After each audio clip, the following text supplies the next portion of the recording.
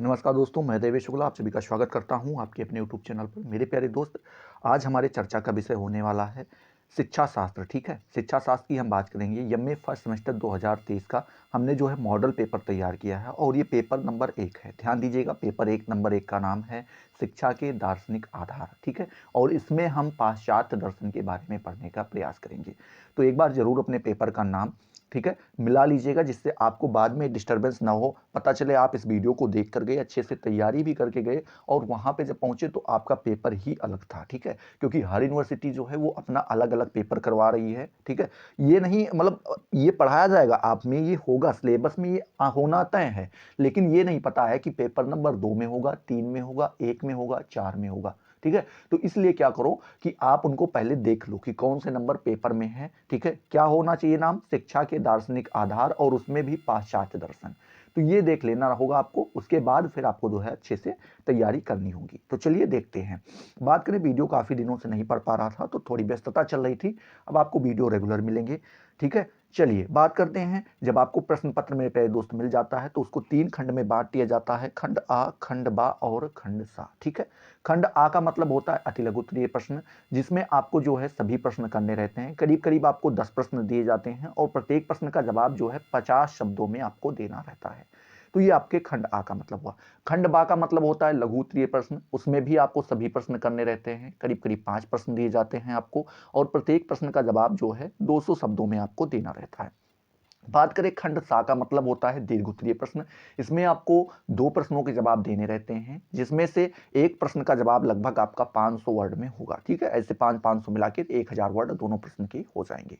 चलिए बात करते हैं यहाँ पे खंड आ में। खंड आ का जो पहला प्रश्न है वो दिया गया है कि शिक्षा से आप क्या समझते हैं। ये आपका प्रश्न है, इसका जवाब हमें देना होगा। तो इसका जवाब आप कुछ इस प्रकार से देंगे मेरे प्यारे दोस्त कि सामान्य रूप से यह कहा जा सकता है कि बालक जो भी अपने जीवन में सीखता है वही शिक्षा है। ठीक है, एग्जाम्पल के तौर पे आप जो कुछ भी अनुभव कर पा रहे हैं, आप जो कुछ भी सीख पा रहे हैं, जैसे आपने आग को हाथ लगाया, आप जल गए, तो आपको सीख मिली ना कि वहां पे हाथ ले जाने से हम जल जाएंगे, तो ये एक प्रकार की शिक्षा ही हुई। ठीक है, फिर आगे लिखते हैं कि सीखने का तात्पर्य पूर्व अनुभव के द्वारा ज्ञान प्राप्त करने से है, अर्थात पूर्व अनुभव द्वारा प्राप्त ज्ञान ही शिक्षा है। मतलब कह रहे हैं कि आपने जो पहले, पूर्व का मतलब होता है पहले पहले भी जो आपने एक्सपीरियंस कर रखा है या अनुभव जो कर रखा है, उसी को हम शिक्षा का नाम दे देते हैं। ठीक है, जिसके आप ज्ञान प्राप्त हुए किए थे। जैसे आपने छोटे में, बहुत छोटे बच्चे जब रहे होंगे तो आपने गर्म दूध को उठा के पी लिया होगा, फिर आपको लगने लगा होगा कि इसको थोड़ी देर रखते हैं, पहले चेक करेंगे गर्म है कि नहीं है, फिर उसके बाद आप उनको पियोगे। ठीक है, तो ठीक उसी प्रकार से जब आपने उस चीज को पहले अनुभव किया तो आपको वहां पे ज्ञान प्राप्त हुआ, शिक्षा प्राप्त हुई, और उसी को हम शिक्षा कहते हैं। ठीक है, आगे लिखते हैं, क्या लिखते हैं मेरे प्यारे दोस्त, इस बात को हम शिक्षा की संकल्पना भी कह सकते हैं। क्या कह सकते हैं, शिक्षा की संकल्पना कह सकते हैं। तो आई होप पहला प्रश्न आपका क्लियर हो गया होगा। ये आपका 50 शब्द भी पूरा हो जाता है, आराम से लिख लीजिएगा, आराम से तैयारी करो। अगर एक बार में वीडियो नहीं समझ में आ रहा है तो आप इसको दोबारा देखिएगा, तिबारा देखिएगा, पूरा का पूरा समझ में आ जाएगा। और मैं गारंटी लेता हूं कि अगर आपका पेपर यही है और आपने यहां से तैयारी इस वीडियो से कर रखा है तो आप 70 से 75% बगैर कुछ बाहरी पढ़ाई के लेकर के आएंगे। अगर आप बाहरी पढ़ाई करते हैं तो फिर भैया आप तो अच्छा नंबर और अच्छा लेकर के आएंगे। ठीक है, चलिए दूसरा प्रश्न की बात करें। दूसरा प्रश्न आपसे पूछा गया है कि प्लेटो के अनुसार शिक्षा का अर्थ क्या है। ठीक है, तो इसका जवाब आपको कुछ इस प्रकार से देना होगा कि प्लेटो ने शिक्षा को युवकों, जो युवक का मतलब आप समझ रहे हैं ना, 18 से ऊपर वाले, 18 19 20 21 22 23 24 25, ये सारे लोग। ठीक है, तथा अधिक आयु वाले व्यक्तियों में सद्गुण उत्पन्न करने वाली प्रक्रिया बताया है। उन्होंने क्या बताया है कि जो बालक युवा हो जाता है, समझ पा रहे हो ना, या जो और बुजुर्ग होता जाता है धीरे धीरे, 18 के बाद, 25 के बाद, मान के चलो 30 35 40 45 50 60 साल का जो हो जाता है, उसके अंदर जो सद्गुण उत्पन्न होते हैं, जैसे मान लीजिए आप पहले छोटे बच्चे को देखते होंगे तो आपको उनको मारने का मन करता रहा होगा। ठीक है, हो सकता है आपने कान भी घुमा के रखा होगा, या हो सकता है किसी बच्चे को आपने देखा हो, मन एकदम अजीब सा हुआ हो, आपने उसको एक तमाचा खींच के लगा दिया हो, बेचारा रोते हुए अपनी मम्मी के पास चला गया, ठीक है। लेकिन अब जब आप बच्चों को देखते होंगे तो आपकी मानसिकता बदल चुकी है, क्योंकि आपके अंदर सद्गुण, सच्चे गुण आ चुके हैं, ठीक है। आप क्या करेंगे, उनको देखेंगे, बुलाएंगे, अरे बेटा क्या कर रहे हो, कहीं दुकान पे मिल गया तो आप उसको कुछ खिलाएं पिलाएंगे भी, ठीक है। ऐसे कुत्ते के जो छोटे छोटे बच्चे होते हैं, पहले आप उनको मारते रहे होंगे, भगाते रहे होंगे, लेकिन अब देखते होंगे तो भाई दया आती है कि घूम रहे हैं, लो थोड़ा बहुत खिला पिला दें कुछ अच्छे से। तो ये जो सद्गुण आने लगते हैं, उन्हीं को क्या बताया है प्लेटो जी ने, जो है उसी को शिक्षा की प्रक्रिया बताया है, ठीक। चलिए बात करते हैं, यहाँ पे लिखा गया है कि उनके अनुसार यह प्रक्रिया ऐसी होनी चाहिए जो व्यक्ति को नागरिकता के गुणों एवं आदर्शों की प्राप्ति कराए तथा आज्ञा पालन एवं शासन करना सिखाए। मतलब कह रहे हैं कि जो ये प्रक्रिया है, इसका काम ये होना चाहिए कि जो भी व्यक्ति है उसके नागरिकता के गुण, एक मनुष्य के अंदर जो गुण होने चाहिए वो सारे गुण उसके अंदर विद्यमान होने चाहिए। मतलब दया की भावना, ठीक है, प्रेम की भावना, ये सारी चीजें उसके अंदर होनी चाहिए। साथ ही साथ वहां पे लिखते हैं कि आदर्शों की प्राप्ति कराए। आदर्श का मतलब आप समझते हैं कि आपकी एक विचारधारा होनी चाहिए। ऐसा नहीं कि आप ने सुना कि वो मुंबई जा रहे हैं तो आप भी लद लिए साथ में कि भैया हम भी चलेंगे, आप चले गए। आपका वहाँ पे कोई काम ही नहीं था, भैया का काम था, वो अपना काम करने लगे, तो आप क्या करेंगे, बैठे रहेंगे। तो आपका अपना विचार होना चाहिए, ठीक है। आप अपने बारे में सोचें इस तरीके से, और आपके अपने आदर्श भी होने चाहिए कि आप ये नहीं करते हैं। मान लीजिए आपके आदर्श हैं कि आप 9 बजे के बाद नहीं जगते हैं रात के, या 10 बजे के बाद, तो आप आराम से सोइए, कोई दिक्कत नहीं है। सुबह 5 बजे आप उठ जाते हैं तो उठिए। तो ये कुछ अपने आदर्श, दूसरे का देखी देखा कुछ भी नहीं करना है। हो सकता है अगर अच्छे गुण हैं तो आप आराम से दूसरों से भी ग्रहण कर सकते हैं, ठीक है। साथ ही साथ कहते हैं कि आज्ञा पालन एवं शासन करना सिखाए। आज्ञा पालन मतलब समझ रहे हो, अगर दादाजी ने कह दिया है कि ये करना है तो करना है, आज्ञा पालन होनी चाहिए, ठीक है। और उसके बाद क्या मेरे प्यारे दोस्त, शासन करना सिखाए कि आप कैसे दूसरों के साथ व्यवहार करेंगे। क्योंकि आप तो छोटे हैं नहीं, ऐसा तो है नहीं कि पूरे दुनिया में केवल आप एक छोटे प्राणी हैं और आपके ऊपर ही सब शासन कर रहे हैं। आपसे भी छोटे होंगे ना, तो उनके ऊपर आप कैसे जो है उनके ऊपर शासन, शासन का मतलब ये नहीं हुआ मारपीट करो, शासन का यहाँ पे अर्थ ये मत लेना, ठीक है। तो वहां पे आपको ये देखना होगा कि उनके साथ हमें कैसा व्यवहार करना है, कैसे बातचीत करनी है, ये सारी चीजें आपको वहां पे देखनी होगी, ठीक है। आगे लिखा जाता है कि व्यक्ति को, क्या मेरे प्यारे दोस्त, व्यक्ति को नागरिकता के गुणों एवं आदर्शों की प्राप्ति कराए एवं आज्ञा पालन एवं शासन सिखाए। साथ ही साथ जो शिक्षा इस कार्य को पूर्ण करती है वह निरर्थक है। यहाँ पे क्या लिखते हैं कि जो शिक्षा इस कार्य को पूर्ण नहीं करती है, ठीक है, जो ये सारी काम नहीं करवाते आपके, वो शिक्षा किसी काम की नहीं है। मतलब किताबी शिक्षा बेकार, एक तरीके से आप समझ सकते हो, इन्होंने डायरेक्ट नकारा है, ठीक है। फिर आगे लिखते हैं कि वह शिक्षा जो शारीरिक शक्ति बढ़ाए, धन को प्राप्त कराए एवं चालाकी सिखाए, निम्न कोटि की शिक्षा है, ठीक है। कह रहे हैं कि वो शिक्षाएं क्या करें जो आपकी शारीरिक शक्तियों को बढ़ाएं, साथ ही साथ आपको धन प्राप्त करवाएं और आपको चालाकी सिखाएं। ये निम्न मतलब छोटी कोटि की शिक्षा, इसको छोटी मोटी शिक्षा मानी जाती है, ये तो कोई भी प्राप्त कर सकता है। आप सब सच्चे नागरिक बन जाएं तो आपको लगेगा कि हाँ भैया, आप एक मिनट के लिए मानिए कि आप किसको ज्ञानी मानते हैं, अपने यहां शिक्षित किसको मानते हैं, जो ज्यादा पैसा कमाता है? नहीं, शिक्षित वो होता है जो अपने छोटों के साथ कैसा व्यवहार करना है, अपने से बड़ों के साथ कैसा व्यवहार करना है, अपने बराबर वालों के साथ कैसा व्यवहार करना है, कैसे उठा जाता है, कैसे बैठा जाता है, बोला चाला कैसे जाता है, ये सारे गुण जिसके अंदर विद्यमान होते हैं, दया भाव हो, प्रेम भाव हो, ये सारे गुण जब विद्यमान होते हैं तो उसी को हम शिक्षित नाम दे देते हैं, ठीक है। तीसरा आपसे प्रश्न पूछा गया है मेरे प्यारे दोस्त कि तार्किक प्रत्यक्षवाद क्या है। क्या पूछा गया है मेरे प्यारे दोस्त, तार्किक प्रत्यक्षवाद क्या है, ये आपको यहां पे बताना है। अगर हम बात करें मेरे प्यारे दोस्त तार्किक प्रत्यक्षवाद के बारे में, तो यहाँ पे हम कह सकते हैं कि तार्किक प्रत्यक्षवाद में तार्किक का अर्थ परंपरागत तर्क शास्त्र से नहीं है, ठीक है। यहाँ पे जो तार्किक शब्द प्रयोग किया गया है, आप उसका जो है अर्थ तर्क शास्त्र से संबंधित नहीं रखेंगे, उससे जोड़कर नहीं रखेंगे। बात करते हैं, बर्ट्रैंड रसेल ने सन 1903 में प्रिंसिपल्स ऑफ मैथमेटिक्स पुस्तक प्रकाशित की, ठीक है। नाम याद रखिएगा, क्या, बर्ट्रैंड रसेल, ठीक है। इन्होंने कब, 1903 ईस्वी में क्या की थी, प्रिंसिपल ऑफ मैथमेटिक्स नाम की एक पुस्तक प्रकाशित की थी। इसके कुछ समय बाद, क्या मेरे प्यारे दोस्त, इसके कुछ समय बाद व्हाइट हेड के साथ प्रसिद्ध ग्रंथ, क्या मेरे प्यारे दोस्त, प्रसिद्ध ग्रंथ प्रिंसिपिया मैथमेटिका, क्या, प्रिंसिपिया मैथमेटिका, थोड़े नाम कठिन हैं लेकिन आपको याद रखने पड़ेंगे, प्रकाशित हुआ था, जिससे तार्किक या जिसे लॉजिकल, ठीक है, शब्द के 3 सिद्धांत समावेश किए गए थे। 3 सिद्धांत उनके बताए थे। पहला था वर्ण सिद्धांत, दूसरा था प्रारूप सिद्धांत और चौथा था व्याप्ति सिद्धांत। ठीक है, ये आपको ये 3 सिद्धांत आपको यहाँ पे याद रखने हैं। ठीक है, चलिए, तो आई होप ये आपका तीसरा भी क्लियर होगा। इसमें बस आपको यही बताना है, यहाँ पे पूछा गया था कि तार्किक प्रत्यक्षवाद क्या है, तो ये बताना था। तार्किक प्रत्यक्षवाद को आप बता देना ये तर्कशास्त्र से संबंधित नहीं है। एक जो है वैज्ञानिक हुए हैं, क्या नाम है, बर्ट्रैंड रसेल, उन्होंने 1903 ईस्वी में प्रिंसिपल ऑफ मैथमेटिक्स नाम की पुस्तक प्रकाशित की थी। इसके कुछ ही समय बाद, क्या मेरे प्यारे दोस्त, इसके कुछ ही समय बाद व्हाइट हेड नाम के एक प्रसिद्ध व्हाइट हेड के साथ एक प्रसिद्ध ग्रंथ क्या लिखा गया था, प्रिंसिपिया मैथमेटिका। इसमें जो है तार्किक लॉजिक सिद्ध के तार्किक के 3 सिद्धांत बताए गए थे। ठीक है, लॉजिकल के 3 सिद्धांत बताए गए थे। पहला सिद्धांत वर्णन सिद्धांत, दूसरा प्रारूप सिद्धांत, तीसरा व्याप्ति सिद्धांत। ठीक है, ये आपको यहाँ पे बता देना रहेगा।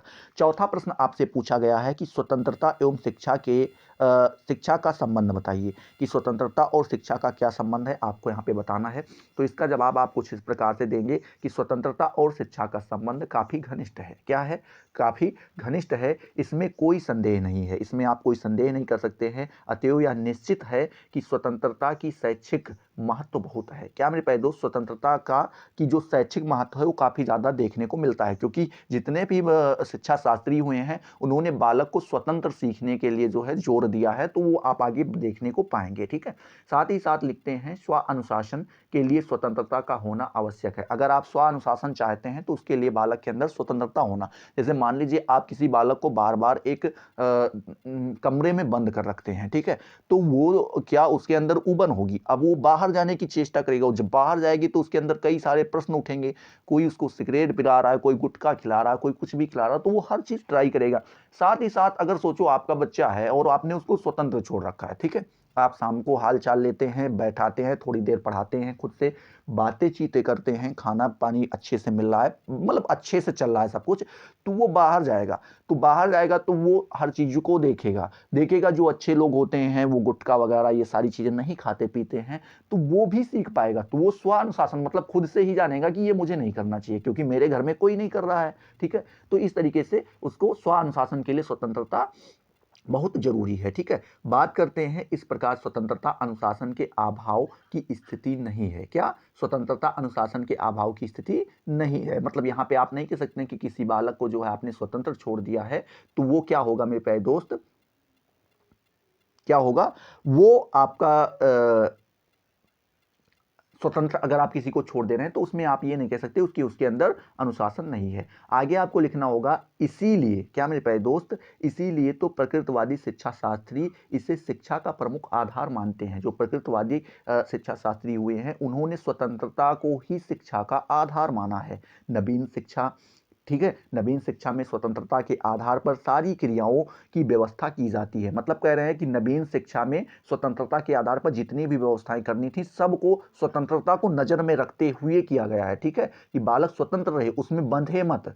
ठीक है, आगे लिखते हैं वर्तमान समय में प्रगतिशील शिक्षा के अंतर्गत यह आवश्यक है कि बच्चे के पूर्ण विकास की ओर ध्यान दिया जाए, साथ ही साथ रुचिकर सामग्री प्रदान करके उपयुक्त वातावरण में स्वतः प्रेरणा और आत्म अभिव्यक्ति, क्या मेरे प्यारे दोस्त, आत्म अभिव्यक्ति का अवसर दिया जाए। यहाँ पे लिखते हैं कि जो बालक होते हैं उनको क्या करनी चाहिए मेरे प्यारे दोस्त, उनको जितनी भी चीजें रुचिकर चीजें जितनी भी सामग्री हैं वो उसको दिलाई जाए। रुचिकर का मतलब हुआ जिसमें उसका इंटरेस्ट हो, ऐसा नहीं कि जो है उसका मान लीजिए मैथमेटिक्स में इंटरेस्ट है और आप उठा के जो है उसको सोशल साइंस पढ़ा रहे हैं बैठ के, तो कहाँ चलेगा काम। ये मैंने केवल एग्जाम्पल दिया है, पढ़ना तो सब कुछ पड़ेगा। ठीक है, चलिए, इसके अलावा प्रगतिशील शिक्षा में छात्रों को प्रत्यक्ष निरीक्षण, खोज, प्रयोग तथा वैज्ञानिक ढंग से ज्ञान प्राप्ति के लिए अवसर दिए जाएं। मतलब उसको ये चीजें दिखाई जाए कि ये चीजें इस टाइप से सिद्ध है, सिद्ध करके दिखाई जाए कि हाँ ये चीजें सही हैं। ऐसी परिस्थिति में यह निश्चय वैज्ञानिक ढंग से ज्ञान प्राप्ति के लिए अवसर दिए जाते हैं। ऐसी परिस्थिति में यह निश्चय है कि यदि स्वतंत्रता न दी गई तो शिक्षा देने से कोई लाभ नहीं है। अगर आप बालक को स्वतंत्रता नहीं देते हैं तो उसको शिक्षा देने से क्या लाभ। मान लीजिए आपने उसको स्वतंत्रता नहीं दे रखी है, आपसे वो प्रश्न पूछने में डरता है। अब आपने उसको बहुत अच्छे से पढ़ाया, वो पास भी हो गया, कोई दिक्कत नहीं, 95% नंबर ले आया, 98% नंबर ले आया। अब सामने किसी के बैठ रहा है, वो बात ही नहीं कर पा रहा है, तो क्या फायदा ऐसी शिक्षा का। कुछ कर पाएगा, कुछ नहीं कर पाएगा। उसको बोलना भी सीखना पड़ेगा, सामाजिक जो नियम होते हैं उन सभी का पालन करना पड़ेगा, समाज में संबंध बनाए रखना पड़ेगा। तो उसके लिए जो है उसके अंदर स्वतंत्रता होना काफी ज्यादा आवश्यक है। ठीक है, आगे आपको लिखना होगा कि अरस्तु यदि व्यक्ति का सम्यक विकास करना है तो शिक्षा कार्य के लिए उसे पूर्ण स्वतंत्रता देनी चाहिए। अरस्तु जी कहते हैं कि अगर आप व्यक्ति का संपूर्ण विकास करना चाहते हैं तो उसके लिए शिक्षा कार्य के लिए क्या करना होगा, आपको उसको पूर्ण स्वतंत्र छोड़ देना होगा। ठीक है, तो आई होप ये आपका चौथा प्रश्न भी क्लियर हो गया होगा। पांचवा प्रश्न आपसे पूछा गया है कि अस्तित्ववादी शिक्षा, क्या मेरे भाई दोस्त, अस्तित्ववादी शिक्षा का उद्देश्य बताइए। अस्तित्ववादी शिक्षा का आपको यहाँ पे उद्देश्य बताना रहेगा। तो मेरे प्यारे दोस्त, इसका जवाब आपको कुछ इस प्रकार से देना होगा कि अस्तित्ववादी शिक्षा का उद्देश्य निम्नलिखित 3 अभिधारणाओं पर आश्रित है। ठीक है, 3 अभिधारणाएं इसके लिए बताई गई हैं। पहला बताया गया है मनुष्य स्वतंत्र है, उसकी नियति प्रगनुभूति नहीं है। ठीक है, वह जो बनना चाहे उसके लिए वह स्वतंत्र है। मतलब कह रहे हैं कि मनुष्य को स्वतंत्र रहना चाहिए और साथ ही साथ वो जो कुछ भी बनना चाहता है उसके लिए उसको स्वतंत्र कर देना चाहिए। दूसरा यहाँ पे बताते हैं मनुष्य अपने कृत्यों, क्या मेरे प्यारे दोस्त, अपने कृत्यों का चयन करने वाला अभिकरण है, उसे चयन करने की स्वतंत्रता है। मतलब वो कौन सा कार्य करेगा इसके लिए आप उसको बाध्य नहीं कर सकते हैं, वो जो कुछ भी करना चाहे उसको आराम से वो कर सकता है। तीसरा बताया गया है कि अपने चयन का पूरा दायित्व उसका है, वो क्या चयन करेगा वो उसके ऊपर आपको छोड़ देना है, आप उसमें कोई हस्तक्षेप नहीं करेंगे। बात करते हैं अस्तित्ववादी शिक्षा द्वारा बालक, क्या मेरे प्यारे दोस्त, अस्तित्ववादी शिक्षा द्वारा बालक में उक्त 3 मूल्यों का विकास करना चाहता है, अर्थात शिक्षा द्वारा बालक को स्वतंत्र मानव बनाना। ठीक है, साथ ही साथ जिससे कि वह अपने जीवन के संबंध में पराश्रित ना रहकर स्वयं अपनी नियति का निर्धारण कर सके। मतलब कह रहे हैं कि जब वो इस टाइप से 3 चीजों का ये सामना करेगा कि वो स्वतंत्र है, ठीक है, वो जो बनना चाहता है वो बने, उसमें आप कोई हस्तक्षेप नहीं करेंगे, वो कौन सा कार्य करना चाहता है उसमें भी आप हस्तक्षेप नहीं करेंगे, और वो किन चीजों को चुनता है उसमें भी आप हस्तक्षेप नहीं करेंगे। तो इस प्रकार से जब बालक शिक्षित होगा, आगे बढ़ेगा, डेवलप करेगा, तो उसको जीवन में पराश्रित मतलब दूसरों के आश्रय पर नहीं जीना पड़ेगा, वो खुद कुछ ना कुछ आराम से कर लेगा। ठीक है, साथ ही साथ देखिए यहाँ पे आपसे छठा नंबर प्रश्न पूछा गया है कि आदर्शवादी शिक्षण विधियों का संक्षेप में लिखिए। ठीक है, क्या करना है आपको, आदर्शवादी शिक्षण विधियों को संक्षेप में आपको लिखना है। तो यहाँ पे आप बता सकते हैं कि यथार्थवाद अधिगम के उद्दीपन अनुक्रिया सिद्धांत आरएस, ठीक है, सिद्धांत में विश्वास रखता है। किसमें, आर्य सिद्धांत में विश्वास रखता है। उक्त सिद्धांत के अनुसार शिक्षार्थी के सामने अधिगम प्रक्रिया का सूक्ष्मतम बिंदु उद्दीपन के रूप में प्रस्तुत किया जाए। ठीक है, छात्र की अनुक्रिया उत्तर के रूप में होगी जो उसका जवाब देगा, जो अनुक्रिया होगी, छात्र जो कुछ भी कहना चाहे वो उत्तर के रूप में बता सकता है। यदि उत्तर सही है तो इसके ज्ञान, ठीक है, इसके ज्ञान से उसके अधिगम की दृढ़ीकरण, ठीक है, होगा।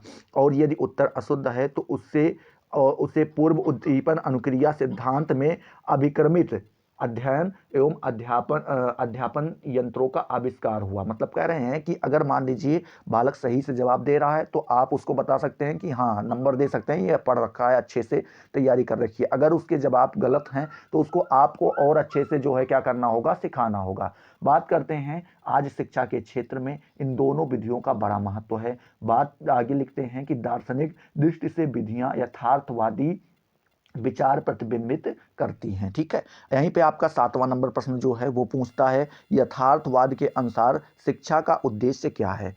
ठीक है, क्या पूछा गया है कि यथार्थवाद के अनुसार शिक्षा का उद्देश्य क्या है। चलिए बात करते हैं यथार्थवाद के अनुसार शिक्षा का उद्देश्य। देखें तो यथार्थवादियों का कहना है कि शिक्षा देने के क्रम में, क्या मेरे प्यारे दोस्त, शिक्षा देने के एक मिनट हाँ, थोड़ा-सा गलत हो गया हमें लग रहा है कि यहाँ पे आदर्शवादी शिक्षण विधियों के बारे में पूछा गया था और हमने आपको जो है यथार्थवादी शिक्षण विधियों के बारे में बता दिया। चलिए अभी बता दे रहे हैं आगे वो भी। पहले देख लेते हैं यथार्थवाद के अनुसार शिक्षा का उद्देश्य क्या है। तो यहाँ पे हम देख लेते हैं यथार्थवादियों का कहना है कि शिक्षा देने के क्रम में बालकों की विभिन्न रुचियों का विश्लेषण करके यह जाना जाए कि कौन सी रुचियां समाज हित में हैं। ठीक है, बात करते हैं उन्हीं रुचियों का विकास शिक्षा द्वारा किया जाना चाहिए। बताते हैं कि पहले तो ये आपको देखना होगा कि कौन सी ऐसी रुचियां हैं जो समाज के हित में बालक के अंदर पाई गई हैं। अगर वो रुचि समाज के हित में है तो आपको उसको जो है क्या करना होगा, शिक्षा द्वारा उसका विकास करना होगा। इन सामाजिक हित की रुचियों का, क्या मेरे प्यारे दोस्त, इन सामाजिक हित की रुचियों का विकास करना ही शिक्षा का प्रमुख उद्देश्य है। यथार्थवाद के अनुसार शिक्षा का उद्देश्य व्यक्ति को इस प्रकार की शिक्षा देना है कि व्यक्ति सभी प्रकार सुखपूर्वक जीवन व्यतीत करके और सुखद समाज का निर्माण करने के योग दे। ठीक है, साथ ही साथ चलिए एक प्रश्न ये था आपका, आदर्शवादी शिक्षण विधियों के बारे में आपको यहाँ पे बताना था। तो यहाँ पे हम फिर से देख ले रहे हैं, ये आपका कौन सा नंबर प्रश्न है, छठा नंबर प्रश्न है। ठीक है, ये आपका जो छठा नंबर प्रश्न है इसको आप फिर से देख लीजिए। यहाँ पे पूछा गया था कि आदर्शवादी शिक्षण विधियों को संक्षेप में लिखिए। तो इसमें देखें तो यहाँ पे लिखा गया था ये, तो इसका जवाब हम देंगे कि आदर्शवादी सुकरात, क्या मेरे प्यारे दोस्त, आदर्शवादी सुकरात प्रश्न विधि, ठीक है, प्लेटो संवाद विधि और अरस्तु आगमन और निगमन विधि, ठीक है, उसके बाद हीगल तर्क विधि और हर्बर्ट निर्देश विधि अपनाने पर बल देते हैं। जितने भी वैज्ञानिक हुए सबने अलग अलग, सुकरात ने प्रश्न विधि को बताया है, प्लेटो ने संवाद विधि को बताया है, अरस्तु ने आगमन और निगमन विधि को बताया है, हीगल ने तर्क विधि को बताया है और हर्बर्ट ने निर्देश विधि पर बल दिया है। कुछ आदर्श व्याख्यानों और अभ्यास एवं आवृत्ति द्वारा शिक्षा पर बल देते हैं। फ्रोबेल खेल द्वारा शिक्षा और पेस्टोलॉजी जो है अभ्यास एवं आवृत्ति द्वारा शिक्षा पर बल देते हैं। ठीक है, तो इस प्रकार से आप आदर्शवादी शिक्षण के बारे में भी बता सकते हैं। अगला प्रश्न आपसे पूछा गया है कि प्रयोजनवाद का लक्ष्य क्या है। ठीक है, ये आपसे पूछा गया है कि प्रयोजनवाद का लक्ष्य क्या है। तो इसका जवाब आपको कुछ इस प्रकार से देना होगा मेरे प्यारे दोस्त कि एक एक करके आपको जो है हेडिंग डालते रहना होगा और एक एक को लिखते रहना होगा। जैसे पहला बताया गया है, प्रयोजनवाद शिक्षा का कोई पूर्व निश्चित लक्ष्य नहीं मानता है। मतलब कह रहे हैं कि शिक्षा का कोई पहले से आप लक्ष्य मानकर नहीं चलेंगे। साथ ही साथ बताता है लक्ष्य निश्चित होता रहता है, व्यक्ति अपने लक्ष्य का निर्धारण स्वयं करता है। मतलब कह रहे हैं कि जैसे जैसे वो इस पथ पे चलता रहेगा उसको नए नए लक्ष्य प्राप्त होते रहेंगे, ठीक है, निश्चित होते रहेंगे और वो अपने लक्ष्य का निर्धारण स्वयं करेगा। दूसरा बताते हैं व्यक्ति अपने लिए मूल्यों का निर्माण स्वतः करता है। अपने लिए मूल्यों का निर्माण क्या करता है, स्वयं ही करता है। प्रयोगवाद जीवन मूल्यों को पूर्व निर्धारित नहीं मानता है। इसके अनुसार व्यक्ति अपने लिए मूल्यों का निर्माण स्वयं करता है। तीसरा बताया गया है लक्ष्य क्रिया से अलग नहीं होता है। क्या, लक्ष्य जो है वो क्रिया से अलग नहीं होता है। यह कथन शिक्षा शास्त्री डीबी जी का है। किसका है, डीबी जी का है। व्यक्ति जो क्रिया करता है वही उसका लक्ष्य होता है। लक्ष्य यही होता है कि वह जो क्रिया कर रहा है वह सफलतापूर्वक चले। मतलब कह रहे हैं जो भी आप कार्य कर रहे हैं, मान लीजिए मैं अभी इस वक्त टीचिंग का काम कर रहा हूं तो हमारा लक्ष्य टीचिंग ही रहेगा, क्योंकि जिस क्रिया में है हमारा वही लक्ष्य बनना चाहिए। ये आपके जॉन डीबी जी कहते हैं। ठीक है, अगला प्रश्न आपसे पूछा गया है, प्रकृतिवाद के प्रकारों की विवेचना कीजिए। प्रकृतिवाद के प्रकार आपको यहाँ पे बताने हैं। ठीक है, थोड़ा बहुत मान लीजिए अगर बाहरी आवाज़ आ भी रही है तो आप डिस्टर्ब मत होइएगा। ठीक है, क्योंकि बच्चे वगैरह खेलते रहते हैं, उनको रोकना, परेशान करना, वो अपना काम कर रहे हैं, हम अपना काम कर रहे हैं। चलिए, यहाँ पे आपका जो है 9वां नंबर प्रश्न पूछा गया था, प्रकृतिवाद के प्रकारों की विवेचना कीजिए। तो आपको यहाँ पे लिखना होगा, प्रकृतिवाद बालक को प्राकृतिक साधनों के आधार पर प्राकृतिक वातावरण में स्वाभाविक स्वक्रियाओं के माध्यम से स्वतंत्र शिक्षण देना चाहते हैं। प्रकृतिवाद के निम्नलिखित 3 प्रकार हैं। पहला प्रकार भौतिकवादी प्रकृतिवाद। इसमें बताया गया है प्रकृति के बाह्य नियमों का मनुष्य पर प्रभाव। प्रकृति के जो बाह्य नियम हैं उसका मनुष्य के ऊपर क्या प्रभाव पड़ता है, इसका शिक्षा पर प्रभाव नहीं पड़ता है। ठीक है, उसका मनुष्य के ऊपर प्रभाव पड़ता है और शिक्षा के ऊपर कोई प्रभाव नहीं पड़ता है। साथ ही साथ लिखते हैं दूसरा नंबर यंत्रवादी प्रकृतिवाद। इसमें लिखते हैं मनुष्य यंत्रवत क्या मेरे प्यारे दोस्त, मनुष्य यंत्रवत पुद्गल और गति से निर्मित है। ठीक है, साथ ही साथ लिखते हैं मनुष्य की चेतना में विश्वास नहीं। ठीक है, मतलब कह रहे हैं मनुष्य की चेतना में विश्वास नहीं। ठीक है, पशुवत आचरण व मानव आचरण में कोई भेद नहीं। ठीक है, ये आपके यंत्रवादी में बताया गया है। तीसरा आपका बताया गया है क्या, जीव विज्ञान का प्रकृतिवाद। इसमें बताया गया है मनुष्य का विकास सिद्धांत के आधार पर विकास। ठीक है, ये यहाँ पे मनुष्य का विकास सिद्धांत के आधार पर विकास, ये आपका यहाँ पे बताया गया है। कुछ चीजें ना भी समझ में आ रही होंगी तो आप इनको लिख लीजिएगा, बाद में अच्छे से जब आप पढ़ेंगे तो समझ में आ जाएगा। 10वां नंबर प्रश्न आपसे पूछा गया है, शिक्षा दर्शन को परिभाषित कीजिए। क्या आपको शिक्षा दर्शन को परिभाषित करना है, तो इसका जवाब आपको कुछ इस प्रकार से देना होगा कि शिक्षा दर्शन के अर्थ को स्पष्ट करते हुए कनिंघम महोदय ने लिखा है, क्या लिखा है कि प्रथम दर्शन सभी वस्तुओं का विज्ञान है। पहला तो आप ये कह सकते हैं कि जो दर्शन है वो सभी वस्तुओं का विज्ञान है। इस प्रकार शिक्षा दर्शन शिक्षा की समस्याओं को उसके सभी मुख्य पक्षों को देखता है। दूसरा आप ये कह सकते हैं कि दर्शन सभी वस्तुओं को अंतिम तर्कों एवं कारणों के माध्यम से जानने का विज्ञान है। इसीलिए भी शिक्षा दर्शन शिक्षा के क्षेत्र में गहनतर समस्याओं का समग्र रूप से अध्ययन करता है और शिक्षा विज्ञान के लिए उन समस्याओं को अध्ययन करने के लिए छोड़ देता है जो तात्कालिक हैं तथा जिनका वैज्ञानिक विधि से सफलतापूर्वक अध्ययन किया जा सकता है। उदाहरण के लिए आप देख सकते हैं कि छात्र योग्यता के मापन की समस्या। ठीक है, आगे लिखते हैं कि हम ये बात कह सकते हैं कि शिक्षा दर्शन शास्त्र की भांति एक विषय है। ठीक है, जैसे आप दर्शन शास्त्र को एक सब्जेक्ट मानते हैं, ठीक उसी प्रकार से आप शिक्षा दर्शन को भी आप एक सब्जेक्ट के रूप में ही देखेंगे, जो शिक्षा की गहन समस्याओं पर तर्कपूर्ण ढंग से अध्ययन करता है और शैक्षिक समस्याओं का दार्शनिक ढंग से हल निकालने का प्रयास करता है। अर्थात शिक्षा की विभिन्न अंगों के संबंध में दार्शनिक विचारों का निर्धारण शिक्षा दर्शन कहलाता है। आपको यही लिखना होगा। ठीक है, आप ज्यादा मत याद कीजिए, आप केवल इतना याद रखिए, क्या रखना होगा कि जो शिक्षा की गहन समस्याओं पर तर्कपूर्ण ढंग से विचार करता है और शैक्षिक समस्याओं का दार्शनिक ढंग से हल निकालने का प्रयास करता है, अर्थात शिक्षा के विभिन्न अंगों के संबंध में दार्शनिक विचारों का निर्धारण शिक्षा दर्शन कहलाता है। ठीक है, तो इस प्रकार से अगर आप जवाब दे देंगे तो भी अच्छा रहेगा। चलिए आगे बात करते हैं खंड बा के बारे में। खंड आ आपने देख लिया है, जिसका मतलब अति लघु उत्तरीय प्रश्न था और उसके जवाब आपको 50 शब्दों में देने थे।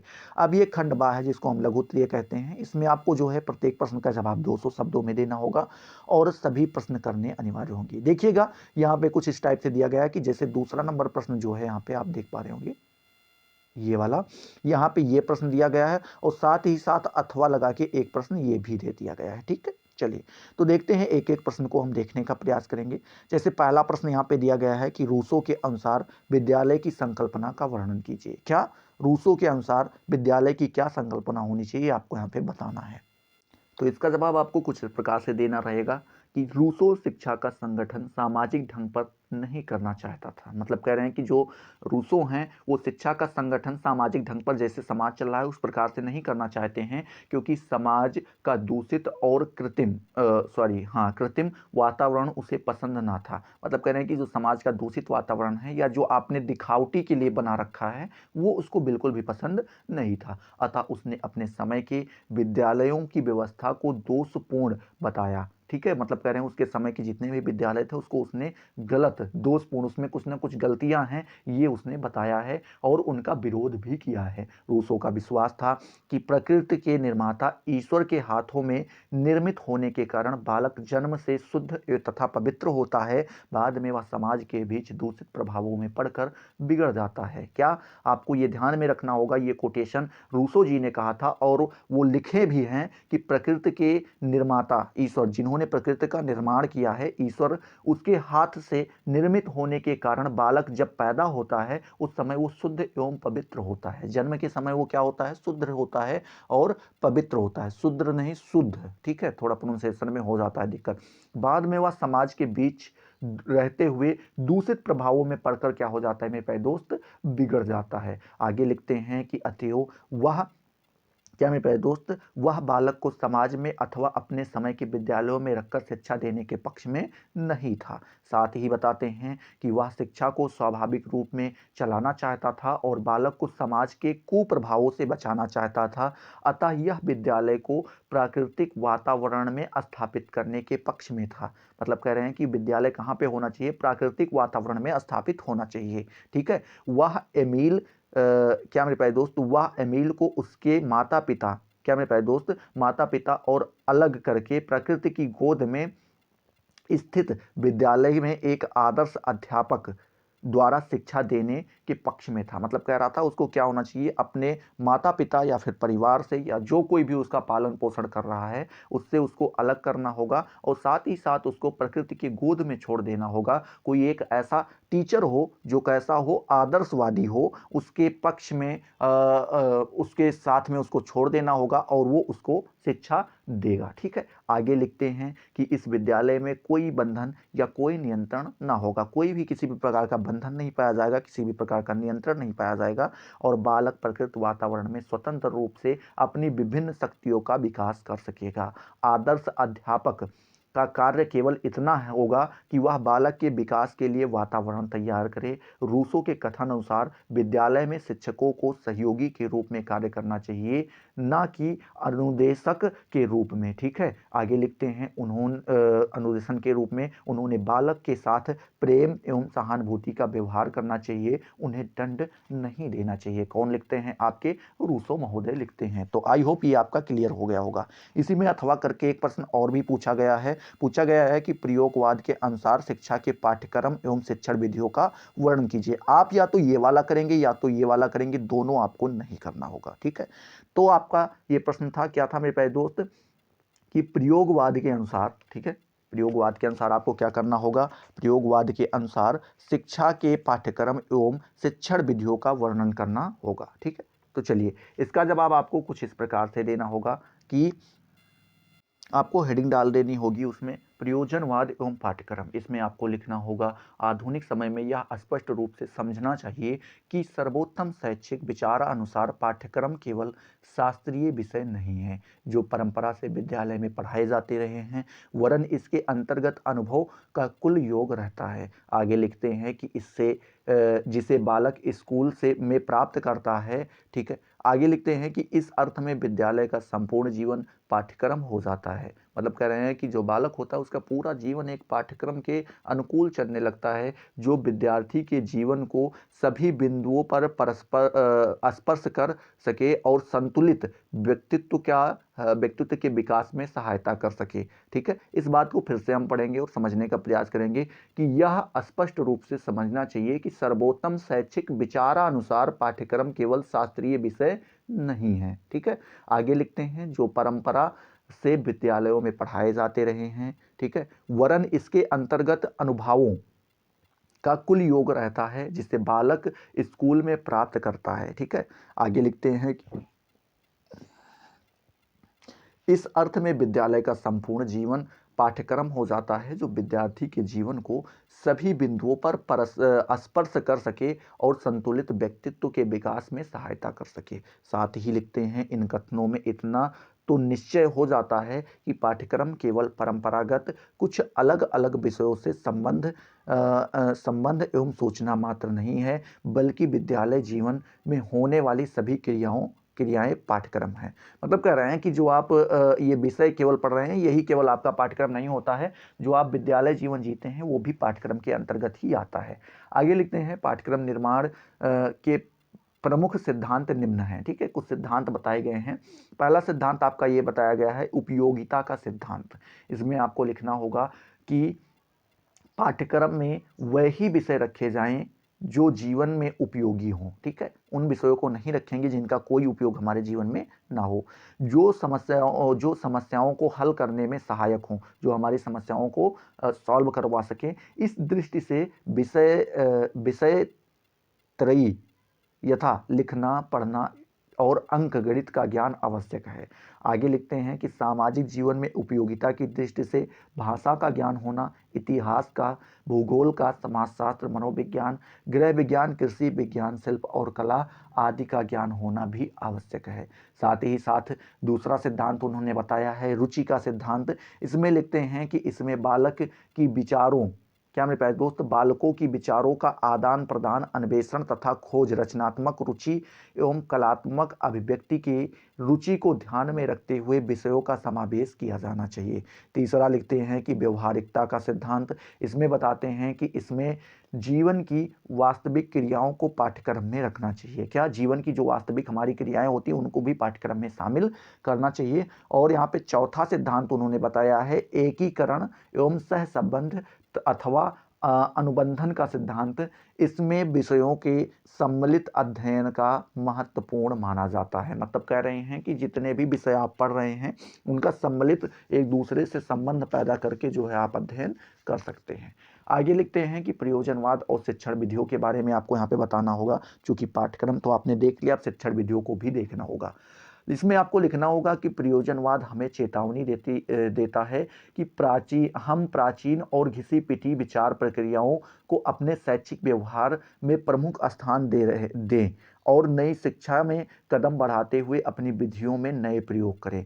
साथ ही साथ लिखते हैं कि प्रयोजनवाद चाहता है कि बालक स्वयं ही ज्ञान और योग्यता प्राप्त करे जिससे वह वास्तविक जीवन की परिस्थितियों का सफलतापूर्वक सामना कर सके। राष्ट्र के अनुसार शिक्षण विधि के प्रमुख सिद्धांत निम्न हैं। पहले सिद्धांत उन्होंने बताया है सीखने की क्रिया सो उद्देश्य हो, मतलब जिसका कोई ना कोई उद्देश्य होना चाहिए, अर्थात अपनी रुचियों, रुझानों, ठीक है, इच्छाओं के अनुसार उसके अनुसार किसी उद्देश्य या लक्ष्य को प्राप्त करना। दूसरा लिखते हैं कि करके सीखना या फिर अनुभव द्वारा सीखना। और तीसरा सिद्धांत उन्होंने बताया है सीखने की प्रक्रिया का एकीकरण एवं समन्वय, योजना विधि या प्रोजेक्ट विधि। ठीक है, ये आपको यहाँ पे ध्यान में रखना होगा।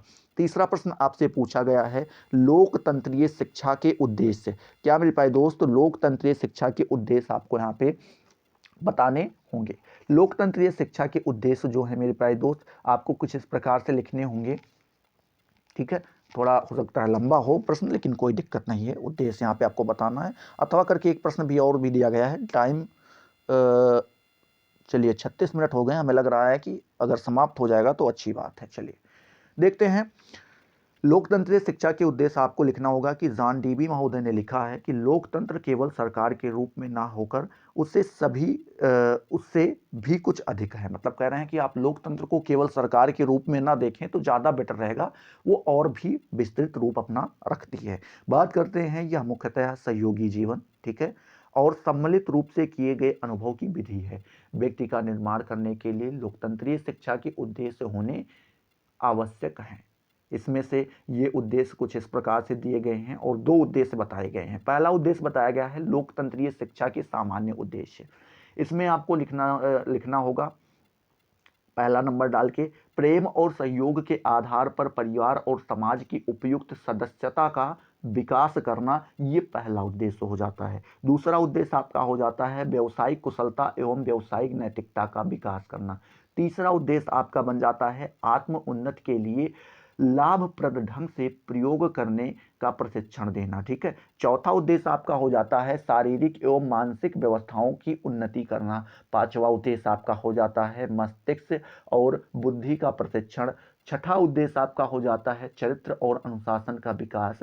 सातवां उद्देश्य आपका हो जाता है विभिन्न क्षेत्रों में नेतृत्व का प्रशिक्षण। आठवां उद्देश्य आपका हो जाता है अवकाश प्रदान करने की क्षमता प्रदान करना। ठीक है, देखते हैं दूसरा जो उद्देश्य बताया गया है वो बताया गया है लोकतंत्रीय शिक्षा के अनिवार्य उद्देश्य। अनिवार्य का मतलब आप समझ रहे होंगे कि ये जो है आपको करने ही करने हैं।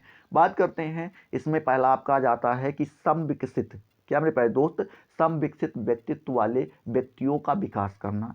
दूसरा बताया गया है कि व्यक्तियों को आर्थिक संपन्न बनाना। तीसरा बताया गया है व्यक्तियों की रुचियों का विकास करना। चौथा बताया गया है अच्छी आदतों का निर्माण करना।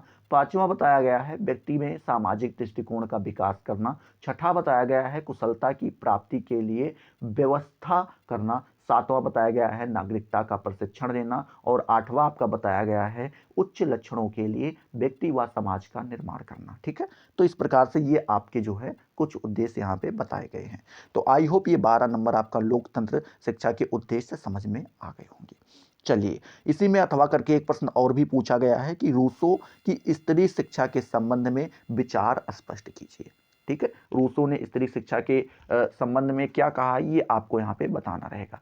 तो इसका जवाब आपको कुछ इस प्रकार से देना होगा कि एमील के 5वें भाग में रूसो ने स्त्रियों की शिक्षा का विवरण दिया है। ठीक है, लिखते हैं सोफी एमील की भावी पत्नी की शिक्षा का जो क्रम निर्धारित किया गया है वह बड़ा ही अनुदार दिखाई पड़ता है। रूसो ने स्त्रियों का कोई स्वतंत्र व्यक्तित्व नहीं माना है। वह कहता है कि स्त्रियां तो पुरुष की प्रकृति की पूरक मात्र हैं। ठीक है, लिखते हैं उसके अनुसार नारी की शिक्षा का उद्देश्य पुरुष को सुखी बनाना है। अतः रूसो सोफी को उन सब बातों की शिक्षा देना चाहता है जिससे वह अपने पति एमिल के लिए क्या अधिक से अधिक उपयोगी सिद्ध हो सके। इस दृष्टि से सर्वप्रथम स्त्री को शारीरिक शिक्षा देनी चाहिए जिससे वह शरीर को सुंदर और सुगठित बना सके। यदि शरीर स्वस्थ होगा तो संतान भी स्वस्थ और बलवान होगी। उन्होंने गृह कार्य में निपुण बनाने की चेष्टा करनी है। ठीक है, आगे लिखते हैं स्त्री को सीने फिरोने, ठीक है, काटने बुनने आदि कार्यों में शिक्षा देनी चाहिए जिससे वे सुंदर कपड़े तैयार कर सकें। ठीक है, उन्हें नाचना गाना आदि कलाएं भी सिखानी चाहिए। उन्हें शिक्षा कला और विज्ञान सीखने की आवश्यकता नहीं है। रूसो के अनुसार स्त्रियों में अपार सहनशीलता और आज्ञा पालन की क्षमता होनी चाहिए। रूसो कहते हैं कि स्त्रियों की प्रकृति पढ़ने लिखने की ओर नहीं होती है। ठीक है, अतः यदि वे स्वयं रुचि न दिखाएं तो उन्हें पढ़ाना व्यर्थ है। स्त्रियों की नैतिकता तथा धार्मिक शिक्षा के संबंध में रूसो कहते हैं कि प्रत्येक कन्या को अपनी माँ का धर्म मानना चाहिए। ठीक है, और प्रत्येक स्त्री को अपने पति का। ठीक है, आगे लिखते हैं रूसो के अनुसार प्रत्येक स्त्री को चाहिए कि वह पुरुष का अध्ययन करे, बिना इसके वह पुरुष के लिए उपयोगी तथा सहायक सिद्ध न होगी। लिखते हैं किस समय पुरुष क्या चाहता है, क्या करता है, इन सब का ज्ञान स्त्री को होना चाहिए। उसे पुरुष के आज्ञा अनुसार चलना चाहिए और वह ही कार्य करने के लिए जो पुरुष को अच्छे लगे। ठीक है, आगे लिखते हैं दूसरे शब्दों में रूसो नारी को पुरुष के संकेतों पर नाचने के लिए कहता है। इस प्रकार हम देखते हैं कि रूसो ने नारी शिक्षा पर जो विचार व्यक्त किए हैं वे अत्यंत संकुचित और सीमित हैं। ठीक है, लिखते हैं लड़कों को यह पूर्ण स्वतंत्रता देने के पक्ष में है पर लड़कियों को कड़े नियंत्रण में रखना चाहता है। कुछ विद्वानों का मत है कि रूसो के नारी शिक्षा संबंधित विचार अत्यंत ही संकुचित और सीमित तथा अपूर्ण अव्यवहारिक हैं। ठीक है, और लिखते हैं कि उसने एमिल की शिक्षा में जिन सिद्धांतों की स्थापना की है उनका पालन सोफी की शिक्षा में नहीं किया है। वह लड़कों को पूर्ण स्वतंत्रता देने के पक्ष में है परंतु लड़कियों को कड़े नियंत्रण में रखना चाहता है। ठीक है, यह सर्वथा अनुचित है। ये कौन आपके लिखते हैं? रूसो महोदय लिखते हैं। ठीक है, ये बिल्कुल भी स्त्री शिक्षा के पक्ष में नहीं है। अब हम बात करेंगे चौथे नंबर प्रश्न के बारे में। चौथा नंबर प्रश्न आपसे पूछा गया है कि भारतीय लोकतंत्र का वर्णन कीजिए। क्या भारतीय लोकतंत्र का आपको जो है क्या करना होगा मेरे प्यारे दोस्त? वर्णन करना होगा। भारतीय लोकतंत्र किस लिए पूछा जाता है? क्योंकि अभी आपने देखा है कि लोकतंत्रीय शिक्षा आपने देखी है। ठीक है, लोकतंत्रीय शिक्षा के बारे में आपने अभी देखा है और साथ ही साथ हम इसके अंतर्गत जो है भारत के में लोकतंत्र की बारे में भी बात करेंगे।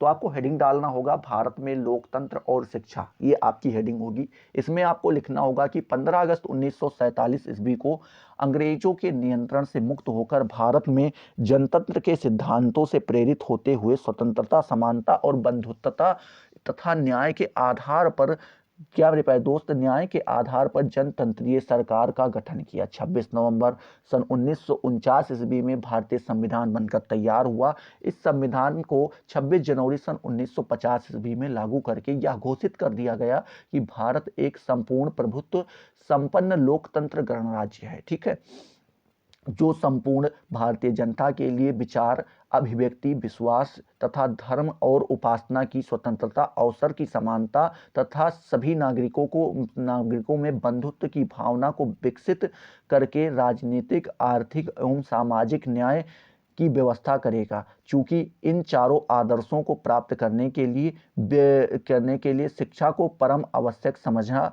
गया। इसीलिए संविधान में धारा 45 के अनुसार यह घोषणा कर दी गई कि देश के सभी स्टेट, जितने भी राज्य हैं, संविधान के लागू होने की तिथि से 10 वर्ष के अंतर 14 वर्ष तक के प्रत्येक बालक के लिए अनिवार्य शिक्षा तथा निःशुल्क शिक्षा की व्यवस्था करेंगे। साथ ही साथ बताते हैं कि संविधान की उपयुक्त घोषणा के अनुसार प्रत्येक राज्य सरकार सामान्य तथा स्वस्थ बालकों के अतिरिक्त गूंगे, बहरे, विकलांग, दृष्टिहीन तथा मंद एवं प्रखर बुद्धि वाले सभी बालकों को निश्चित करने के लिए प्राथमिक, माध्यमिक एवं तकनीकी आदि शिक्षा सभी प्रकार के स्कूलों में, विश्वविद्यालयों में और महाविद्यालयों में आयोजन कर रही है। साथ ही लिखते हैं कि जनतंत्र की सफलता के लिए राष्ट्र में एकता की भावना का विकसित होना परम आवश्यक है। इसीलिए प्रत्येक राज्य की सरकार यह प्रयास करना चाहती है कि देश का प्रत्येक नागरिक जातीयता, प्रांतीयता तथा भाषा आदि के भेदभाव से ऊपर उठकर एक साथ एक सूत्र में बंध जाए। इस लक्ष्य को प्राप्त करने के लिए यहाँ एक ओर देश के सभी बालकों की शिक्षा का प्रबंध किया जा रहा है, वहाँ दूसरी ओर प्रौढ़ शिक्षा की व्यवस्था भी की जा रही है। इसमें संदेह नहीं कि भारतीय जनतंत्र को सफल बनाने के लिए केंद्रीय तथा राज्य सरकार सभी मिलकर अथक प्रयास कर रही हैं। परंतु इतना सब कुछ होते हुए भी देश की जनता में जनतंत्र के आदर्शों और मूल्यों को विकसित नहीं किया जा सका। परिणाम स्वरूप भारत में जनतंत्र इतना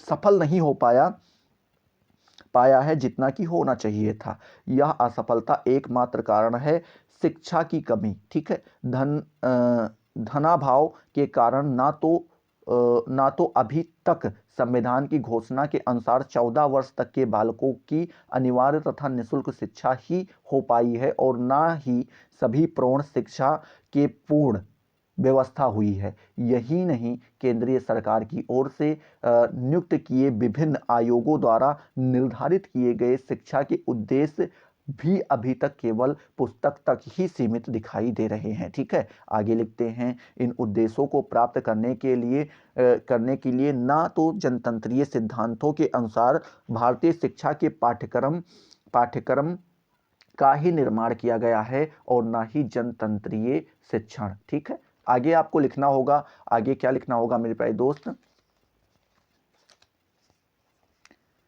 कि पद्धतियों का प्रयोग बालक में बढ़ती हुई अनुशासनहीनता तथा शिक्षा अधिकारियों, प्रबंधकों, प्रधानाचार्यों तथा शिक्षकों एवं बालकों के बीच बढ़ता हुआ तनाव आदि सभी बातें इस बात को सिद्ध करती हैं कि हमारे यहाँ शिक्षा में जनतंत्र असफल हो गया है। चूंकि जनतंत्र की सफलता ऐसे सुयोग्य, सचरित्र एवं सुनिश्चित नागरिकों के ऊपर निर्भर करती है जो अपने अधिकारों तथा कर्तव्यों का पालन करते हुए जनतंत्र के आदर्शों एवं मूल्यों के अनुसार जीवन यापन करते हों। इसीलिए उक्त सभी गुणों में परिपूर्ण नागरिकों का निर्माण हेतु भारतीय शिक्षा प्रणाली में सुधार की आवश्यकता है। यदि हमारी सरकार इस ओर सतर्क हो जाए तो भारतीय जनतंत्र अवश्य ही सबल और सफल हो सकता है। ठीक है, चलिए अगला प्रश्न आपका यहाँ पे दिया गया है मेरे प्यारे दोस्त, इसी में अथवा करके क्या दिया गया है मेरे प्यारे दोस्त? दिया गया है कि अस्तित्ववाद के अनुसार शिक्षण विधि पर प्रकाश डालिए। अस्तित्ववाद के अनुसार आपको क्या करना होगा? शिक्षण विधि पर प्रकाश डालना होगा। ठीक है, चलिए उसके ऊपर भी हम लोग देखते हैं।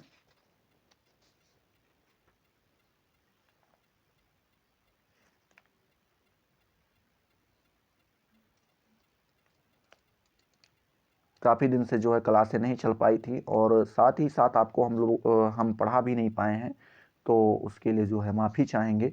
और डायरेक्ट पूरा करने के लिए जो है क्या करना पड़ा कि हमें जो है ये मॉडल पेपर तैयार करना पड़ा। ठीक है, चलिए इसमें आपको लिखना होगा मेरे प्यारे दोस्त कि अस्तित्ववादी ज्ञान मीमांसा के अनुसार व्यक्ति स्वयं अपने प्रयत्नों से ज्ञान प्राप्त करता है और जो भी धारणाएं, विश्वास, तथ्य आदि उसने ग्रहण किए हैं उन सबके लिए वह स्वयं उत्तरदायी है। दूसरे शब्दों में अस्तित्ववाद सहज ज्ञान में विश्वास करता है। उसके अनुसार ज्ञान मानवीय होता है। क्या होता है मेरे प्यारे दोस्त? ज्ञान मानवीय होता है। मनुष्य अपने जीवन काल में जो भी अध्यावास करता है अथवा अनुभव करता है उनके फलस्वरूप उसकी चेतना एवं भावनाओं में जो कुछ भी समा जाता है वही ज्ञान है। मतलब कह रहे हैं यहाँ पे अस्तित्ववादी बताते हैं कि जो कुछ भी आप अनुभव कर रहे हैं, जो कुछ भी सीख रहे हैं, वही जो आपके मन में जाके बैठ जाए, समा जाए,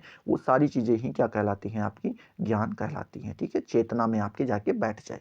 साथ ही साथ लिखते हैं कि अस्तित्ववादी वैज्ञानिक विधि का समर्थन नहीं करता है। किसका? वैज्ञानिक विधि का समर्थन नहीं करता है, क्योंकि वैज्ञानिक विधि निवैयक्तिक है। मतलब वहाँ पे उसमें व्यक्ति को प्रधान नहीं माना जाता है। आगे लिखते हैं कि अस्तित्ववादी कलात्मक, नैतिक एवं भावनात्मक स्व से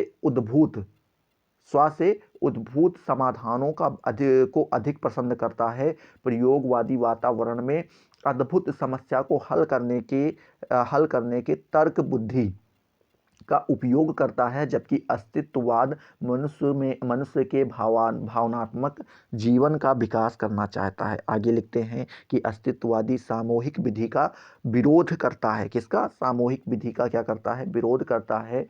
वह शिक्षण प्रक्रिया को व्यक्ति केंद्र बनाने पर प्रबल समर्थक है। उसके अनुसार सामूहिक विधि में व्यक्ति की राय पर समूह की राय का सर्वस्व हो जाता है। ठीक है, साथ ही साथ बताते हैं जिसके सामूहिक प्रणाली में व्यक्ति को दबा देती है। ठीक है, और लिखते हैं अस्तित्ववाद समस्या केंद्रित प्रणाली का भी तिरस्कार करता है, क्योंकि यह प्रणाली भी निवैयक्तिक है। ठीक है, निवैयक्तिक एवं अनुत्पादक है।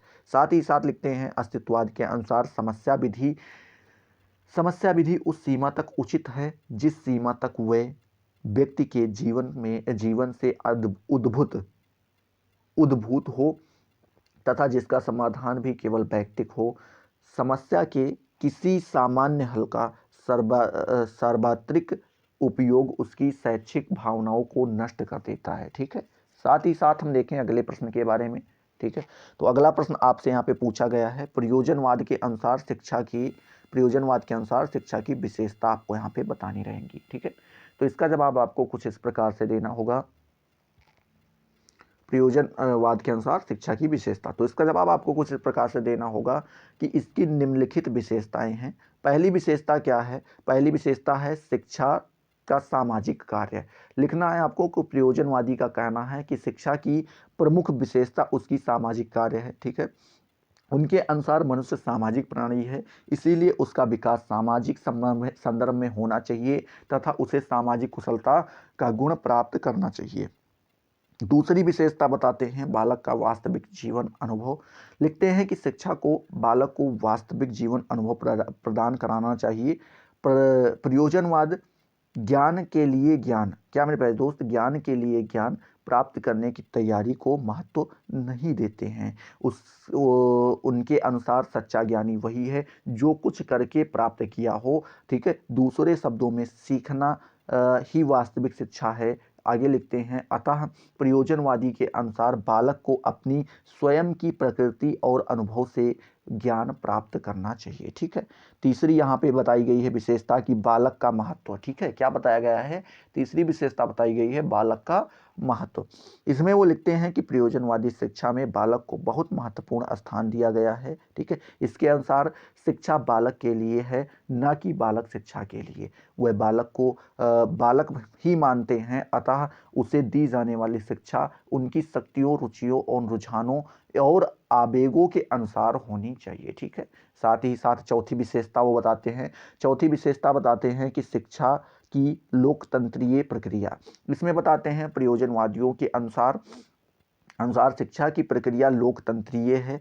शिक्षा का लोकतंत्र में बहुत सी बातें एक सी हैं, क्योंकि दो व्यक्ति और उनके गुणों, क्या मेरे प्यारे दोस्त, क्योंकि दो व्यक्ति और उनके गुणों पर बल देता है। ठीक है, क्योंकि दोनों व्यक्ति और उनके गुणों पर बल देता है। प्रयोजनवादी किसी निश्चित सत्य में विश्वास नहीं करते। यही कारण है कि वे मनुष्य की शिक्षा के उद्देश्य, पाठचर्या, शिक्षण विधियां आदि कुछ भी निश्चित नहीं करते, केवल उनके निर्माण के सिद्धांत प्रस्तुत करते हैं। ठीक है, तो आई होप ये सारी चीजें आपको क्लियर हो रही होंगी।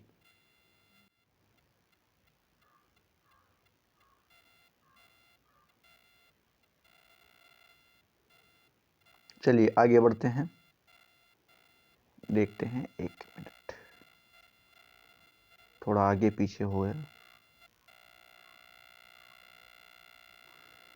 क्योंकि टेक्निकल प्रॉब्लम है, तो ये होती रहती हैं, थोड़ी बहुत चीज़ें देखने को मिलेंगी। इंसान तो है नहीं बेचारा जो सही से काम करे। कौन सा प्रश्न हम लोग देख लिए थे? प्रयोजनवाद के अनुसार शिक्षा की विशेषताएं। ठीक है, चलिए इसी में अथवा करके एक प्रश्न आपका और दिया गया था, यहाँ पे अगर आप देख पा रहे होंगे। एक मिनट, ये काम क्यों नहीं कर रहा है भाई?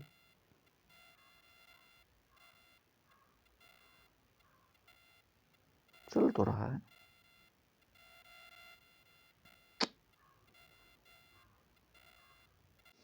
चलिए, थोड़ा सा टेक्निकल प्रॉब्लम आ गई थी। हाँ, तो हम क्या थे, कहाँ पे थे? ये था, अथवा करके एक प्रश्न और दिया गया है, शिक्षा में प्रकृतिवाद से आप क्या समझते हैं। यहाँ पे अगला प्रश्न आपसे पूछा गया है कि शिक्षा में जो प्रकृतिवाद होता है उससे आप क्या समझ रहे हैं। यहाँ पे आपको उसका जवाब देना है। ठीक है, चलिए हम लोग देखते हैं इसका भी जवाब। यहाँ पर आपको लिखना होगा शिक्षा में प्रकृतिवाद से क्या आशय है।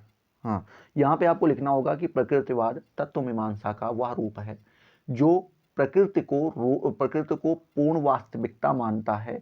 यह अलौकिक व पारलौकिक को नहीं मानता है। मतलब वो कुछ ऐसा नहीं मानता है कि एक अलौकिक जिसमें हम रह रहे हैं वो है और एक और दुनिया होगी। वो केवल यही मानता है कि जो है वही है। ठीक है, आगे लिखते हैं प्रत्येक वस्तु प्रकृति से उत्पन्न होती है और उसी में विलीन हो जाती है। यह कौन मानता है? आपका प्रकृतिवाद मानता है। आगे लिखते हैं कि रास महोदय का कथन भी है। उन्होंने लिखा है कि प्रकृतिवादी शिक्षा के क्षेत्र में मनुष्य स्थान बालक का है, न कि शिक्षक, स्कूल, पुस्तक तथा अध्ययन वस्तु का है। ठीक है, समझ रहे हैं? मतलब बता रहे हैं कि जो ये प्रमुख आपका स्थान होता है वो किसका होता है? बालक का होता है। बाकी सारी चीजें तो वो टेम्परेरी रखी जाती हैं। बात करते हैं, एडम्स महोदय भी लिखते हैं। उन्होंने लिखा है कि शिक्षा में प्रकृतिवाद का अर्थ उन सब पद्धतियों से है जो विद्यालयों और पुस्तकों पर निर्भर न होकर छात्र के वास्तविक जीवन के अध्ययन पर निर्भर रहती है। ठीक है, तो आई होप ये सारी चीजें आपको यहाँ पे क्लियर हुई होंगी। ठीक है, अगला प्रश्न इसी प्रकार से यहाँ पे आपका दिया गया है कि आदर्शवाद के अनुसार शिक्षा के उद्देश्य बताइए। इसमें आपको लिखना होगा कि आदर्शवाद के अनुसार शिक्षा के निम्नलिखित उद्देश्य हैं। पहला उद्देश्य आपका है, क्या दिया गया है मेरे प्यारे दोस्त, कि व्यक्तित्व का उत्कर्ष एवं आत्म अनुभूति। रास एवं रस दोनों का कथन है कि आदर्शवाद के अनुसार शिक्षा का प्रमुख उद्देश्य व्यक्ति का उत्कर्ष एवं आत्म अनुभूति है। आदर्शवाद के अनुसार शिक्षा का मुख्य उद्देश्य व्यक्तित्व को ऊंचा उठाना या व्यक्तित्व के अंदर सर्वोच्च शक्तियों का वास्तविकता बनाना। ठीक है। आगे लिखते हैं, प्लेटो के अनुसार आत्म अनुभूति द्वारा व्यक्ति को पूर्णतया तथा आदर्श व्यवस्था में पहुंचने शिक्षा का प्रमुख उद्देश्य है। ठीक है, चलिए दूसरा यहाँ पे बताया गया है, दूसरा उद्देश्य सांस्कृतिक विरासत की समृद्धि। इसमें आपको लिखना होगा कि आदर्शवाद के अनुसार शिक्षा का उद्देश्य सांस्कृतिक विरासत की समृद्धि है। आदर्शवाद मनुष्य की आध्यात्मिक और सांस्कृतिक विरासत पर बहुत बल देता है। ठीक है, रस्क का कथन है कि शिक्षा को मानव जाति को इस योग्य बनाना चाहिए कि वह अपनी संस्कृति की सहायता से आध्यात्मिक जगत में अधिक से अधिक पूर्णतया में प्रवेश कर सके और आध्यात्मिक जगत की सीमाओं का विस्तार कर सके।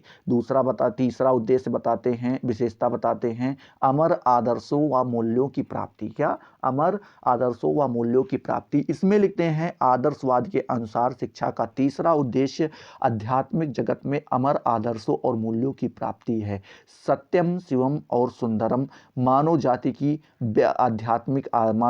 आध्यात्मिक आदर्श हैं। शिक्षा का उद्देश्य बालक को इन आदर्शों को प्राप्त करने के लिए योग्य बनाना है। चौथा उद्देश्य बताते हैं कि मनुष्य की मूल प्रकृति। क्या मेरे प्यारे दोस्त? मनुष्य की मूल प्रकृति का आध्यात्मिक प्रकृति में परिवर्तन। आदर्शवाद के अनुसार मनुष्य की दो प्रकृतियां हैं, मूल प्रकृति और आध्यात्मिक प्रकृति। शिक्षा का कार्य मूल प्रकृति को आध्यात्मिक प्रकृति में बदलना है। इस उद्देश्यों की प्राप्ति के लिए यह आवश्यक है कि शिक्षा मनुष्य को पवित्र, पूर्ण और धार्मिक बनाए। पांचवी विशेषता बताते हैं, उद्देश्य बताते हैं कि चेतना की पूर्ण दशा की प्राप्ति। क्या? चेतना की पूर्ण दशा की प्राप्ति। इसमें लिखते हैं कि आदर्श, क्या मेरे प्यारे दोस्त, आदर्शवाद के अनुसार शिक्षा का एक अन्य मुख्य उद्देश्य मनुष्य की इस प्रकार सहायता करना है कि वह विश्व को अपने व्यक्तित्व में पूर्णतया की ओर, चेतना की ओर पूर्ण दशा को उस समय प्राप्त कराए जब उसका चरित्र आध्यात्मिक हो। ठीक है, आगे लिखते हैं छठे नंबर पर पवित्र जीवन की प्राप्ति। इसमें लिखते हैं फ्रोबेल का कथन है कि आदर्शवाद के अनुसार शिक्षा का उद्देश्य पवित्र जीवन की प्राप्ति है। फ्रोबेल ने लिखा भी है, क्या लिखा है कि शिक्षा का उद्देश्य भक्तिपूर्ण, पवित्र तथा कलंकर हित और इसीलिए पवित्र जीवन की प्राप्ति है। ठीक है, हम कह सकते हैं कि आदर्शवादी शिक्षा का उद्देश्य वैयक्तिक और सामाजिक दोनों है। इस क्षेत्र में आदर्शवाद की देन जितनी है उतनी महत्वपूर्ण देन किसी अन्य दर्शन की नहीं है। ठीक है, इसी में अथवा करके एक प्रश्न और दिया गया है कि शिक्षा दर्शन की प्रकृति स्पष्ट कीजिए। क्या दिया गया है मेरे प्यारे दोस्त? शिक्षा दर्शन की प्रकृति को आपको जो है क्या करना है, यहाँ पे स्पष्ट करना है। तो इसका जवाब आपको कुछ इस प्रकार से देना होगा कि शिक्षा दर्शन की प्रकृति दार्शनिक है। ठीक है, आगे लिखते हैं, इस दार्शनिक प्रकृति को समझने के लिए दार्शनिक समस्याओं, दार्शनिक दृष्टिकोण और दार्शनिक विधियों को जानना क्या है मेरे प्यारे दोस्त, जरूरी है। आगे ही आपको लिखना है कि शिक्षा दर्शन की प्रकृति उसके निम्नलिखित तीन प्रकार के कार्यों को स्पष्ट करती है। पहला दिया गया है परिकल्पनात्मक कार्य, दूसरा परिकल्पनात्मक कार्य। इसमें लिखा गया है कि शिक्षा दर्शन विश्व दर्शन में मानव का स्थान निर्धारित करता है। साथ ही साथ विभिन्न दार्शनिकों ने अद्वैत और द्वैतवादी तथा बहुत्ववादी विश्व दर्शन उपस्थित किए हैं। इस दार्शनिक अंतर से शिक्षा दर्शन में भी अंतर हो जाता है। उदाहरण के लिए बहुत्ववादी दर्शन में व्यक्ति को स्वतंत्रता पर विशेष जोर दिया जाता है। स्वाभाविक है कि इस प्रकार के शिक्षा दर्शन में जनतंत्रीय मूल्यों को विशेष महत्व दिया जाएगा। परिकल्पनात्मक कार्य में शिक्षा दर्शन के क्षेत्र में मिले हुए विभिन्न ज्ञान विज्ञानों के निष्कर्षों को एक समन्वयात्मक पूर्ण से बांधता है। ठीक है, दूसरा यहाँ पे बताया गया है नियामक कार्य। इसमें लिखना है आपको कि शिक्षा दर्शन का एक दूसरा महत्वपूर्ण कार्य नियामक कार्य है। यह शैक्षिक प्रक्रियाओं के लक्ष्यों, आदर्शों एवं नियमों को निर्धारित करता है। दर्शनों में तत्वों एवं मूल्यों का समन्वय किया जाता है। यहाँ तथ्यों का ज्ञान विभिन्न विज्ञानों, क्या मेरे प्यारे दोस्त, तथ्यों का ज्ञान विभिन्न विज्ञानों से मिलता है। वहाँ मूल्य दर्शन के क्षेत्र में करते हैं। इस प्रकार क्या मेरे प्यारे दोस्त, इस प्रकार आपको यहाँ पे ध्यान में रखना होगा, इसमें लिखना होगा इस प्रकार शिक्षा के क्षेत्रों में कौन से मूल्यों को प्राप्त करने का प्रयास किया जाएगा। इसका उत्तर शिक्षा दर्शन देता है। ठीक है, आगे ही आपको लिखना होगा यहाँ पर यह नहीं समझना चाहिए कि मूल्य एवं तथ्य सर्वथा एक दूसरे से भिन्न है। आगे आपको लिखना होगा तथ्यात्मक आधार के बिना मूल्य कोले आदर्शों और मूल्यों के अभाव में तथ्यों का कोई आदर्श नहीं है। ठीक है, तीसरा आपको लिखना होगा समीक्षात्मक कार्य। इसमें लिखना होगा यह दर्शन ज्ञान विज्ञानों के द्वारा प्राप्त सामग्री पर समन्वयात्मक विधि से कार्य करते हुए उनको एक पूर्ण में बांधता है। वहीं क्या मेरे प्यारे दोस्त बांधता है, वहीं दूसरी ओर वह विभिन्न विज्ञानों के निष्कर्षों की समीक्षा भी करता है। यह समीक्षात्मक कार्य ही उसे विज्ञानों के विज्ञान की संज्ञा प्रदान करता है। ठीक है, आगे आपको लिखना होगा शिक्षा दर्शन में शिक्षा संबंधित विचारों और प्रक्रियाओं को कठोरता पूर्वक प्रयोग किया जाता है। वह अपने अनुरूप अनुभव को कहाँ तक सही अभिव्यक्त करते हैं। वास्तव में वैज्ञानिक के कार्यों की समीक्षा के लिए आदर्श की प्रक्रिया आवश्यक है, किंतु यह आवश्यक नहीं कि शिक्षा और वैज्ञानिक अलग अलग व्यक्ति हों। ठीक है, तो इस प्रकार से आपको ये 6वां नंबर का अथवा भी क्लियर हो गया होगा। ठीक है, अभी आपका जो वीडियो है थोड़ा टेक्निकल प्रॉब्लम भी आ रही है और 1 घंटे से ऊपर भी जा रहा है, तो चलिए एक बार वैसे देख लेते हैं सरसरी नज़र से। खंडसा मतलब दीर्घ उत्तरीय प्रश्न होता है। इसमें आपको प्रत्येक प्रश्न के जवाब 500 शब्दों में देने होते हैं और केवल 2 प्रश्न आपको करने होते हैं।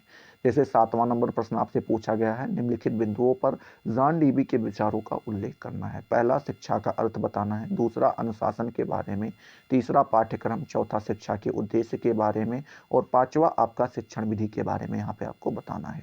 8वां नंबर प्रश्न पूछा गया है कि प्लेटो के शिक्षा दर्शन में उद्देश्य, शिक्षण विधि एवं अनुशासन का वर्णन आपको यहाँ पे करना होगा। 9वें नंबर पे रूसो के शैक्षिक विचारों की समीक्षा भी करनी होगी। 10वां नंबर प्रश्न शिक्षा और दर्शन के पारस्परिक संबंधों पर प्रकाश डालना होगा।